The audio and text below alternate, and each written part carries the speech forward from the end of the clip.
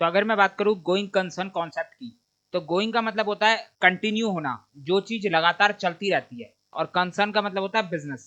तो यहाँ पर हम अपने बिजनेस के कंटिन्यूस बेसिस पर चलने की बात कर रहे हैं कि हमारा बिजनेस जो है इसी तरीके से काम करता रहेगा। तो यहाँ पर देख लेते हैं कि आखिर गोइंग कंसर्न कॉन्सेप्ट क्या बोल रहा है। Every business enterprise is assume to be a going concern in the sense that it has a continuity of life.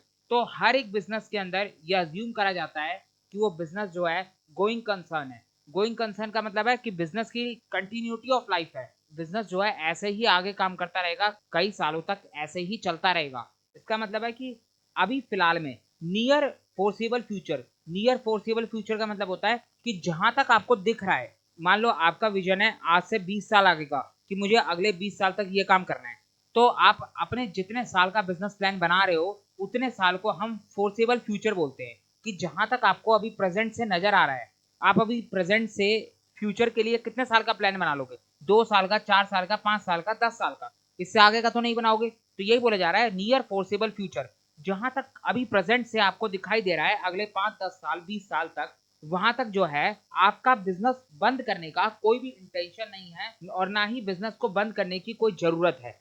Neither the intention nor the necessity to dissolve the firm. Dissolve का मतलब होता है बंद करना, stop करना। तो समझ में आ रही है बात। गोइंग कंसर्न कॉन्सेप्ट हमें बोल रहा है कि हमारा बिजनेस जो है वो नियर फोर्सेबल फ्यूचर तक इसी तरीके से कंटिन्यू बेसिस पर चलता रहेगा। और हमें ये बोला जा रहा है कि हर एक बिजनेस के अंदर हमारा गोइंग कंसर्न अजम्पशन अप्लाई होती है। जब भी आप बिजनेस के लिए बैंक से 5-10 साल का लोन लेते हो, तो बैंक ये अज्यूम करके चलता है ना कि 5-10 साल तक आप जो है बिजनेस को कंटिन्यू रखोगे, ऐसा तो नहीं है आप बिजनेस को बंद कर दोगे। तो बैंक भी इसी अजम्पशन पे आपको लोन देता है कि आपका बिजनेस 5-10 साल तक चलता रहेगा, तो वो भी आपके बिजनेस की गोइंग कंसर्न अजम्पशन के ऊपर आपको लोन दे रहा है। तो यही बात यहाँ पर बोली गई है कि हम जो भी काम करते हैं बिजनेस के अंदर, उसको लेकर हमारी अजम्पशन ही होती है कि हमारा बिजनेस जो है अभी फिलहाल में नियर फ्यूचर में तो बंद होने वाला नहीं है। तो समझ में आ रही है बात। तो अब देखो यहाँ पर क्या बोला जा रहा है। इफ सच एन इंटेंशन और need exist, the financial statement में have to be prepared on a different basis, and if so the basis used need to be disclose. तो यहाँ पर ये बोला जा रहा है कि मान लो अगर आपकी इंटेंशन हो या फिर आपको जरूरत हो बिजनेस को बंद करने की, ऊपर तो हमें पहले बता दिया कि गोइंग कंसर्न का मतलब क्या होता है, और हर एक बिजनेस के अंदर गोइंग कंसर्न की अजम्पशन अप्लाई होती है। अब यहाँ पर नीचे बोला जा रहा है कि अगर मान लो आपका बिजनेस गोइंग कंसर्न नहीं है, आप जो है अपने बिजनेस को नियर फ्यूचर में बंद करना चाहते हो या बंद करने की आपको जरूरत है, तो उस केस में क्या होगा। तो उस केस में बोला जा रहा है कि अगर आप जो है गोइंग कंसर्न अजम्पशन को फॉलो नहीं करते हो, तो फिर आप यहाँ पर अपनी फाइनेंशियल स्टेटमेंट्स को दूसरे तरीके से बनाओगे, डिफरेंट तरीके से बनाओगे। आपका फाइनेंशियल स्टेटमेंट बनाने का बेसिस जो होगा वो अलग होगा, और जो भी आपका बेसिस होगा, जिस भी बेसिस पर आप फाइनेंशियल स्टेटमेंट बनाओगे, उस बेसिस को आपको अलग से डिस्क्लोज भी करना होगा। तो दोबारा से समझो क्या बोला जा रहा है। नीचे यहाँ पर सेकंड पैराग्राफ में बोला हुआ है कि मान लो आपको बिजनेस बंद करने की जरूरत है, आपके बिजनेस के अंदर बहुत ज्यादा लॉस हो रहा है, कंटिन्यू बेसिस पर लॉस हो रहा है, तो आप अपने बिजनेस को बंद करना चाहते हो। तो जब भी आप अपने बिजनेस को बंद करने के बारे में सोचोगे, तो फिर उस केस में आपको जो है अपनी फाइनेंशियल स्टेटमेंट को अलग तरीके से बनाना पड़ेगा।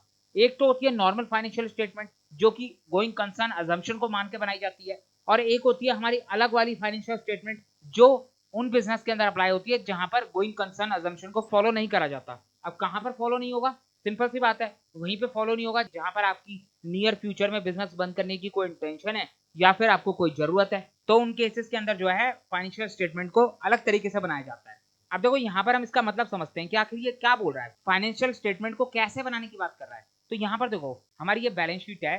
सबसे पहले मैं बात करता हूँ कि मान लो हमारा बिजनेस बिल्कुल सही चल रहा है, बिजनेस जो है अच्छा खासा प्रॉफिट में है, और हम अपने बिजनेस के अंदर गोइंग कंसर्न अजम्पशन को फॉलो कर रहे हैं। तो यहाँ पर लेफ्ट साइड में हमारी लाइबिलिटी आ गई और राइट साइड में हमारे एसेट आ गए। अब देखो हम क्या करते हैं, हम अपनी एसेट को दो कैटेगरी में डिवाइड कर लेते हैं। पहली कैटेगरी होती है हमारी नॉन करंट एसेट की, और दूसरी कैटेगरी होती है हमारी करंट एसेट की।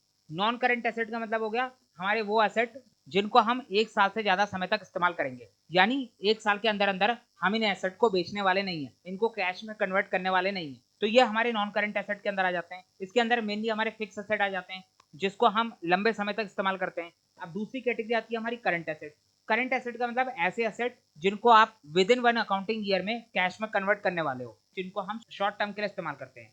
अब देखो हम जो है गोइंग कंसर्न अजम्पशन को फॉलो कर रहे हैं। तो गोइंग कंसर्न अजम्पशन कहती है कि आपका बिजनेस लंबे समय तक चलता रहेगा, यानी विद इन 1 अकाउंटिंग ईयर के अंदर तो आपका बिजनेस बंद होने वाला नहीं है, 1 साल से ज्यादा तो आपका बिजनेस चलेगा ही चलेगा। तो उसी हिसाब से, उसी अजम्पशन के बेस पे हमने अपनी एसेट को डिवाइड करा नॉन करंट और करंट में। नॉन करंट एसेट आप तब लिखते हो जब आप अपने बिजनेस को एक साल से ज्यादा कंटिन्यू रखना चाहते हो, तभी तो आप अपनी बैलेंस शीट में नॉन करंट एसेट लिखोगे कि इन एसेट्स को मैं एक साल से ज्यादा टाइम पीरियड के लिए यूज करने वाला हूँ। और दूसरी तरफ आप लिखोगे अपने करंट एसेट जिनको मैं एक साल के अंदर अंदर में कैश में कन्वर्ट कर दूंगा, यानी एक साल के अंदर अंदर में इनको मैं बेच दूंगा। तो नॉन करंट एसेट उन्हीं बैलेंस शीट के अंदर लिखा जाता है जिन बैलेंस शीट के अंदर ये अजम्पशन फॉलो करी जाती है कि हमारा बिजनेस जो है वो गोइंग कंसर्न है। तभी तो आप लंबे समय के लिए फ्यूचर प्लान बना रहे हो। अगर मान लो आपका बिजनेस बंद होने वाला होता, आप गोइंग कंसर्न अजम्पशन को फॉलो नहीं करते, जैसे कि यहाँ पर हमारा ये सेकंड पैराग्राफ में बोला जा रहा है, तो फिर उस केस में आप क्या करते, अपनी फाइनेंशियल स्टेटमेंट को दूसरे तरीके से बनाते। दूसरे तरीके का क्या मतलब है, आप जो है अपनी एसेट को करंट और नॉन करंट में डिवाइड नहीं करते। आप कहते हैं मेरे पास जितनी एसेट है सारी की सारी मेरी करंट एसेट है, क्योंकि मैं तो 2-4-5 महीने में अपने बिजनेस को बंद करने जा रहा हूँ। तो अगर आप 2-4 महीने में अपने बिजनेस को बंद ही करने जा रहे हो तो सारी एसेट आपकी करंट एसेट ही कहलाएंगी। तो ये हो गया एक डिफरेंट बेसिस जिस तरीके से आप अपनी फाइनेंशियल स्टेटमेंट बनाते अगर आपका बिजनेस नियर फ्यूचर में बंद होने वाला हो तो समझ में आ रही है बात। अब देखो नॉन करंट एसेट और करंट एसेट की वैल्यूएशन भी अलग तरीके से होती है। हमारे पास जितने भी नॉन करंट एसेट्स होते हैं उनको हम कॉस्ट प्राइस पर रिकॉर्ड करते हैं। अभी हम समझेंगे आगे कि नॉन करंट एसेट का मतलब होगा फिक्स एसेट जिसको हम हमेशा कॉस्ट प्राइस पर रिकॉर्ड करते हैं। वहीं हमारे करंट एसेट होते हैं जिनको हम कई बार मार्केट वैल्यू पे भी रिकॉर्ड करते हैं, कई बार कॉस्ट प्राइस पे भी रिकॉर्ड करते हैं, कई बार मार्केट वैल्यू और cost price which ever is lower, इस तरीके की चीजें भी आती हैं। तो वो सब मैं आपको बाद में समझाऊंगा। बस अभी के लिए फिलहाल आप इतना समझ लो कि नॉन करंट एसेट को हमेशा कॉस्ट प्राइस पर रिकॉर्ड करा जाता है जबकि करंट एसेट को हम मार्केट प्राइस पर रिकॉर्ड करते हैं। तो क्लियर है। अब अगर उसी तरह मैं लाइबिलिटी की बात करूं तो अगर आपका बिजनेस गोइंग कंसर्न है तो आप अपनी लाइबिलिटी को भी दो पार्ट्स में डिवाइड करोगे। एक हो गया नॉन करंट लाइबिलिटी और दूसरा हो गया current liability. Non current liability का मतलब ऐसी लाइबिलिटी जिनको आपने एक साल के बाद रीपे करना है, यानी ये हमारे सर पे वो लाइबिलिटीज हैं जिनका रीपेमेंट का टाइम एक साल के बाद का है, 2 4 5 10 साल का है। जबकि अगर मैं करंट लाइबिलिटी की बात करूं तो करंट लाइबिलिटी का मतलब है ऐसी लाइबिलिटी जो कि हमें विद इन 1 अकाउंटिंग ईयर के अंदर रीपे करनी है, यानी विद इन 12 मंथ्स के अंदर रीपे करनी है। ये पैसा हमें 12 महीने के अंदर वापस लौटाना है। तो आपने गोइंग कंसर्न अजम्पशन को फॉलो करा तभी तो आपने अपनी लाइबिलिटी को नॉन करंट और करंट में डिवाइड करा कि मेरा बिजनेस 5-10 साल तक चलता रहेगा। तो समझ में आ गया। तो ये बैलेंस शीट का फॉर्मेट तब बनाया जाता है जब हम गोइंग कंसर्न अजम्पशन को फॉलो करते हैं। अगर मान लो हम गोइंग कंसर्न अजम्पशन को फॉलो नहीं करते तो फिर यहाँ पर हम लाइबिलिटी को भी नॉन करंट और करंट में डिवाइड नहीं करते। हमारी जितनी भी लाइबिलिटी होती सारी हमारी करंट लाइबिलिटी होती। तो समझ में आ गई बात। तो ये हो गया हमारा गोइंग कंसर्न कॉन्सेप्ट। तो अभी आगे बढ़ते चलो, इसको अभी हम और डिटेल में समझेंगे। तो यहाँ पर क्या लिखा है, the valuation of asset of a business entity is dependent on this assumption. तो क्या बोला जा रहा है कि बिजनेस एंटिटी के अंदर एसेट की जो वैल्यूएशन होती है वो हमारे इस अजम्पशन के ऊपर डिपेंड होती है। मैंने आपको अभी बताया कि हम अपने नॉन करंट एसेट को कॉस्ट प्राइस पर लिखते हैं जबकि अपने करंट एसेट को मार्केट प्राइस पे लिखते हैं। अब अगर मान लो हम गोइंग कंसर्न को फॉलो नहीं कर रहे तो उस केस में क्या होगा, उस केस में हमारे सारे के सारे एसेट करंट एसेट हो जाएंगे और हम अपने सारे के सारे करंट एसेट को मार्केट प्राइस पर रिकॉर्ड करेंगे। तो हमें अपने एसेट को मार्केट प्राइस पर रिकॉर्ड करना है या कॉस्ट प्राइस पर रिकॉर्ड करना है, वो इस बात पर डिपेंड करता है कि हमारा एसेट करंट एसेट है कि नॉन करंट एसेट है। और करंट और नॉन करंट एसेट में हम अपने एसेट को तभी डिवाइड करते हैं जब हमारे बिजनेस के अंदर गोइंग कंसर्न अजम्पशन को फॉलो करा जाता है। तो सिंपल सी बात है, सब कुछ किसके ऊपर डिपेंड हो गया, गोइंग कंसर्न अजम्पशन के ऊपर। तो यही बात यहाँ पर बोली है कि आपके एसेट का वैल्यूएशन गोइंग कंसर्न अजम्पशन के ऊपर डिपेंड करता है। तो समझ में आ रही है बात। अब देखो इसको यहाँ पर हम एक एग्जांपल से समझते हैं तब और अच्छे से क्लियर होगा। Suppose in 1920 mister x purchase a land for his business paying ₹8 lakh out of ₹10 lakh invested by him. If he is still willing to continue the business, his financial position will be as follows। तो यहाँ पर क्या बोला जा रहा है, यहाँ पर ये बोला जा रहा है कि 1920 में मिस्टर एक्स ने एक लैंड परचेज करी थी। कितने की लैंड थी, 8 लाख की। यहाँ पर मिस्टर एक्स ने जो है बिजनेस के अंदर 10 लाख रुपए इन्वेस्ट करे थे, जिसमें से 8 लाख की मिस्टर एक्स ने एक लैंड परचेज कर ली थी। और यहाँ पर हमें बोला जा रहा है कि मिस्टर एक्स जो है इस बिजनेस को अभी भी कंटिन्यू रखना चाहता है। यानी यहाँ पर ये लाइन ये बोल रही है कि हमारा बिजनेस जो है वो गोइंग कंसर्न है, हमारा बिजनेस आगे लंबे समय तक कंटिन्यू रहेगा। तो यहाँ पर देखो मिस्टर एक्स ने लैंड का परचेस करी थी 1920 में और हमें बैलेंस शीट दिखा रखी है 23-24 की। तो 1920 में हमने एक लैंड परचेस करी थी जिसकी वैल्यूएशन अकाउंटिंग ईयर 23-24 में भी अभी भी कॉस्ट प्राइस पर करी हुई है। यहाँ पर देखो लैंड हमारा नॉन करंट एसेट है, वो अभी भी 8 लाख पे लिखा हुआ है। जबकि हमें अच्छे से पता है कि 19-20 में जो लैंड 8 लाख की थी उसकी मार्केट वैल्यू आज की डेट में यानी 23-24 में बहुत ज्यादा बढ़ गई होगी। हो सकता है 10 लाख हो गई हो, 15 लाख हो गई हो, 20 हो गई हो, 25 हो गई हो। लेकिन हमने अभी पढ़ा था कि हम अपने नॉन करंट एसेट को हमेशा कॉस्ट प्राइस पर रिकॉर्ड करते हैं। तो यहाँ पर 3-4 साल होने के बावजूद मिस्टर एक्स जो है अपनी लैंड को अभी भी कॉस्ट प्राइस पर ही रिकॉर्ड करेगा। जब तक ये लैंड को बेचा नहीं जाएगा तब तक जो है इस लैंड को कॉस्ट प्राइस पर ही रिकॉर्ड करा जाएगा। और लैंड के ऊपर तो डेप्रिसिएशन भी नहीं लगता क्योंकि लैंड की वैल्यू कभी कम नहीं होती, हमेशा बढ़ती जाती है। तो लैंड का एप्रिसिएशन होता है ना कि डेप्रिसिएशन। अब अगर मान लो लैंड की जगह पर यहाँ पर कोई मशीन होती तो उसको भी हम मार्केट प्राइस पर कभी नहीं लिखते, मशीन भी हमारा नॉन करेंट एसेट है, उसके ऊपर हम हर साल डेप्रिसिएशन जरूर लगाते, उसकी वैल्यू डेप्रिसिएशन की वजह से जरूर कम होती, लेकिन उसका मार्केट प्राइस हम कभी भी अपने नॉन करेंट एसेट के अंदर नहीं लिखते। तो यहाँ पर अगर मशीन होती तो मशीन की वैल्यू आफ्टर डेप्रिसिएशन जो आती उसको यहाँ पर लिखा जाता। अब यहाँ पर सवाल ये आता है कि हम मार्केट प्राइस को क्यों नहीं लिखते। अगर हम यहाँ पर लैंड की मार्केट प्राइस लिख दें तो उससे हमारी फाइनेंशियल पोजीशन की पिक्चर ज्यादा क्लियर हो जाएगी, हमारी बैलेंस शीट ज्यादा ट्रू पिक्चर शो करेगी। तो आखिर हम नॉन करंट एसेट को कॉस्ट प्राइस पर क्यों लिखते हैं, इसको हम मार्केट प्राइस पर क्यों नहीं लिखते। तो अभी थोड़ी देर रुक जाओ, इसका जवाब भी मैं आपको दूंगा कि हम ऐसा क्यों करते हैं। अभी फिलहाल के लिए आप ये देखो, मिस्टर एक्स ने 10 लाख की कैपिटल लगाई थी जो कि हमारी एज इट इज यहाँ पर नॉन करंट लायबिलिटी के अंदर पड़ी हुई है, जिसमें से 8 लाख की लैंड परचेज कर ली और बच गया 2 लाख रुपए जो कि यहाँ पर कैश में लिखा हुआ है करंट एसेट के अंदर। अब ये मत बोलना कि 19-20 से 23-24 हो गया, क्या अभी तक बिजनेस के अंदर कोई भी और एसेट और कोई भी और लायबिलिटी नहीं आई। तो वो आई होगी, पता नहीं, उसके बारे में अभी बात नहीं कर रहे। यहाँ पर क्वेश्चन ने हमें सिर्फ नॉन करंट एसेट के बारे में बता रखा है, क्योंकि हम यहाँ पर अपने गोइंग कंसर्न कॉन्सेप्ट को समझ रहे हैं, तो हमारा सारा फोकस नॉन करंट एसेट और करंट एसेट के ऊपर है। बाकी और क्या आया क्या गया उसको यहाँ पर समझने की जरूरत नहीं है। तो समझ में आ गई बात। अभी इस कॉस्ट वाली बात को और डिटेल में समझेंगे। हमारे पास जो हमारा अगला कॉन्सेप्ट है गोइंग कंसर्न के बाद, वो है ही कॉस्ट कॉन्सेप्ट, जहां पर हम इस नॉन करंट एसेट की ही बात करते हैं। तो क्लियर हो गया यहाँ तक। अब देखो यहाँ पर क्या लिखा हुआ है, now if he desire to sell the land he may fetch more than और लेस देन 5,70,000। यहाँ पर इसको काट के सही कर लेना, यहाँ पर 8 लाख आएगा। तो हमें बोला जा रहा है कि अगर मान लो मिस्टर एक्स लैंड बेचना चाहता है तो उस केस में मिस्टर एक्स जो है अपनी इस लैंड को मार्केट प्राइस पर लिख सकता है। यानी यहाँ पर जो है अगर मिस्टर एक्स लैंड को बेचना चाहता है तो मिस्टर एक्स अपनी इस लैंड को 8 लाख से ज्यादा प्राइस या 8 लाख से कम प्राइस पर लिख सकता है। वो डिपेंड करता है कि मार्केट प्राइस क्या चल रहा है। अगर मार्केट प्राइस 15 लाख चल रहा है तो मिस्टर एक्स जो है इस लैंड को 15 लाख पे लिख सकता है, और अगर मार्केट प्राइस कम हो गया, मान लो 7 लाख चल रहा है, तो मिस्टर एक्स जो है अपनी इस लैंड को कम प्राइस यानी 7 लाख पर लिख सकता है। तो ये जो प्राइस कम या ज्यादा होगा यानी कॉस्ट प्राइस से डिफरेंट प्राइस जो आएगा वो तभी आएगा जब हम इस लैंड को सेल करने वाले हों, यानी जब हम अपने नॉन करंट एसेट को सेल करने वाले हैं। लेकिन जब तक हम अपनी नॉन करंट एसेट को सेल नहीं कर देते, हमारा सेल करने का कोई इरादा नहीं है, तब तक जो है नॉन करंट एसेट हमारी हमेशा कॉस्ट प्राइस पर ही शो करेगी। तो समझ में आ गई बात। आगे देखो, if the going concern is taken, अगर हम गोइंग कंसर्न को फॉलो कर रहे हैं तो उस केस में increase and decrease in the value of asset in the short run is ignored. तो यही बात बोली है कि अगर आप गोइंग कंसर्न को फॉलो कर रहे हो तो उस केस में आप अपने नॉन करंट एसेट के मार्केट प्राइस को नहीं देखोगे कि आपका मार्केट प्राइस कितना बढ़ रहा है कितना कम हो रहा है, उसको आपको इग्नोर करना है। आपको जो है अपने कॉस्ट प्राइस पर ही रहना है और उसी प्राइस पर अपनी नॉन करंट एसेट को रिकॉर्ड करना है। तो समझ में आ गई बात। तो अब ये नोट देख लो क्या बोला हुआ है, कुछ पॉइंट बता रखे हैं यहाँ पर। This concept enable the preparation of financial statement. तो बिल्कुल सही बात है, गोइंग कंसर्न कॉन्सेप्ट की वजह से ही हम फाइनेंशियल स्टेटमेंट्स बना पाते हैं। फाइनेंशियल स्टेटमेंट्स जो हैं वो हमारी ईयरली बेसिस पे बनाई जाती हैं। तो जब हमारा बिजनेस 10 साल तक चलेगा तभी तो हम हर साल 10 सालों तक अपने फाइनेंशियल स्टेटमेंट को बना पाएंगे।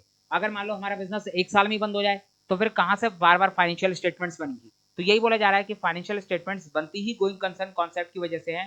फाइनेंशियल स्टेटमेंट्स के अंदर क्या क्या आता है, profit and loss account, balance sheet, cash flow statements. तो ये सब हमारी ईयरली बेसिस पे बनाई जाती हैं, क्योंकि हम ये अज्यूम करके चलते हैं कि हमारी बिजनेस की जो लाइफ है वो लॉन्गर देन 1 ईयर है, एक साल से ज्यादा की हमारी बिजनेस की लाइफ है, 5 साल 10 साल वो कितनी भी हो सकती है। तो समझ में आ गई बात।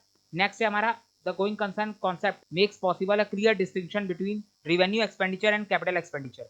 तो गोइंग कंसर्न कॉन्सेप्ट की वजह से ही हम अपने एक्सपेंडिचर्स को कैपिटल और रेवेन्यू में डिवाइड कर पाते हैं। कैपिटल एक्सपेंडिचर मतलब हो गया हमारा फिक्स एसेट यानी हमारा नॉन करंट एसेट। जब भी हम अपने नॉन करंट एसेट को खरीदते हैं तो वो खर्चा हमारा कैपिटल एक्सपेंडिचर के अंदर आता है। कैपिटल एक्सपेंडिचर का मतलब ऐसा खर्चा जिसका बेनिफिट हमें एक साल से ज्यादा टाइम पीरियड तक मिलता है। तो जब आपका बिजनेस लॉन्ग पीरियड तक चलेगा तभी तो आप अपने कैपिटल एक्सपेंडिचर का बेनिफिट एंजॉय कर पाओगे। तो क्योंकि हमारे बिजनेस के अंदर गोइंग कंसर्न कॉन्सेप्ट अप्लाई होता है तो इसीलिए जो है हम अपने खर्चों को कैपिटल एक्सपेंडिचर और रेवेन्यू एक्सपेंडिचर में डिवाइड करते हैं। तो समझ में आ गई बात। आगे देखते हैं, थर्ड पॉइंट है हमारा asset are classified as fix asset और करंट एसेट। तो ये बिल्कुल सही बात है, ये अभी हम देख के आ रहे हैं। तो गोइंग कंसर्न कॉन्सेप्ट की वजह से ही हम अपनी एसेट को नॉन करंट एसेट और करंट एसेट में डिवाइड करते हैं। नॉन करंट एसेट का मतलब वो एसेट जो एक साल से ज्यादा टाइम पीरियड के लिए इस्तेमाल होगी, और करंट एसेट का मतलब जो सिर्फ एक साल के लिए यूज होंगी। तो समझ में आ गया। उसी तरीके से हम लाइबिलिटी को डिवाइड करते हैं करंट लाइबिलिटी और नॉन करंट लाइबिलिटी में। करंट लाइबिलिटी का मतलब होता है शॉर्ट टर्म लाइबिलिटी और नॉन करंट लाइबिलिटी का मतलब होता है लॉन्ग टर्म लाइबिलिटी। तो समझ में आ गई बात। The going concern concept is responsible for the accounting period concept.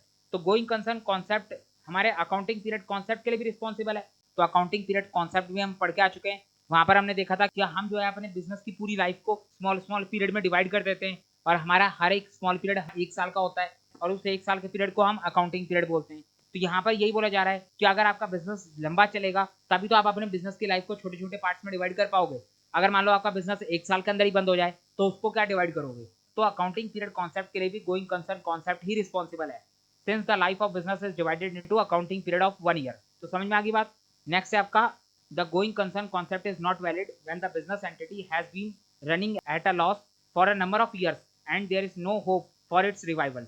तो यहाँ पर ये बोला जा रहा है कि हर बार आप गोइंग कंसर्न कॉन्सेप्ट को फॉलो नहीं कर सकते। आपका बिजनेस 5 साल 10 साल से लॉस में चल रहा है और आप बोल रहे हो कि मैं गोइंग कंसर्न कॉन्सेप्ट को फॉलो करूंगा, तो ये नहीं हो सकता। इस केस में अगर आप गोइंग कंसर्न कॉन्सेप्ट को फॉलो करते हो और उसके हिसाब से अपनी फाइनेंशियल स्टेटमेंट बनाते हो तो इसका मतलब साफ है कि आप जो है अपने अकाउंटिंग यूजर्स को धोखा देने जा रहे हो। मैंने आपको फर्स्ट चैप्टर के अंदर ही बताया था कि हमारा फाइनेंशियल स्टेटमेंट बनाने का एक सबसे बड़ा ऑब्जेक्टिव होता है कि हम अपनी फाइनेंशियल स्टेटमेंट को कम्युनिकेट करना चाहते हैं, उसका कम्युनिकेशन करना चाहते हैं टू द अकाउंटिंग यूजर्स। तो बिजनेस का काम होता है, बिजनेस की रिस्पॉन्सिबिलिटी होती है कि वो अपने अकाउंटिंग यूजर्स को सही जानकारी दे, वो अपने अकाउंटिंग यूजर्स को कभी भी धोखे में ना रखे। तो अगर आपके बिजनेस में लगातार लॉस हो रहा है और आपका बिजनेस कभी भी बंद होने वाला है, आपके बिजनेस के रिवाइवल की कोई भी होप नहीं बची है और उस केस में भी आप ये बोलते हो कि मैं गोइंग कंसर्न कॉन्सेप्ट को फॉलो करूंगा, अपने अकाउंटिंग यूजर्स को धोखे में रखूंगा, तो वो पॉसिबल नहीं हो सकता। तो यहाँ पर साफ बोल दिया कि अगर आपको लगातार लॉस हो रहा है तो उस केस में आप गोइंग कंसर्न कॉन्सेप्ट को फॉलो नहीं कर सकते। उसी तरीके से अगर मान लो आप अपने वर्कर्स को सैलरी पे नहीं कर पा रहे, या आप अपने लोन का इंटरेस्ट रेगुलर बेसिस पे नहीं कर पा रहे, या फिर आपके जो लोन की प्रिंसिपल अमाउंट है वो डाउटफुल में चली गई, यानी उसका जो रीपेमेंट है वो डाउटफुल हो गया कि आप पता नहीं प्रिंसिपल अमाउंट को रीपे कर पाओगे कि नहीं कर पाओगे। तो अगर ऐसी कोई सिचुएशन आ जाती है तो उस केस में भी माना जाएगा कि आप गोइंग कंसर्न कॉन्सेप्ट को यूज नहीं कर सकते, क्योंकि आपका बिजनेस कभी भी बंद हो सकता है। आप अपने वर्कर्स की सैलरी पे नहीं कर पा रहे, अपना लोन का इंटरेस्ट पे नहीं कर पा रहे, तो बिजनेस कहाँ से आपका लंबे समय तक चलेगा, पॉसिबल ही नहीं है।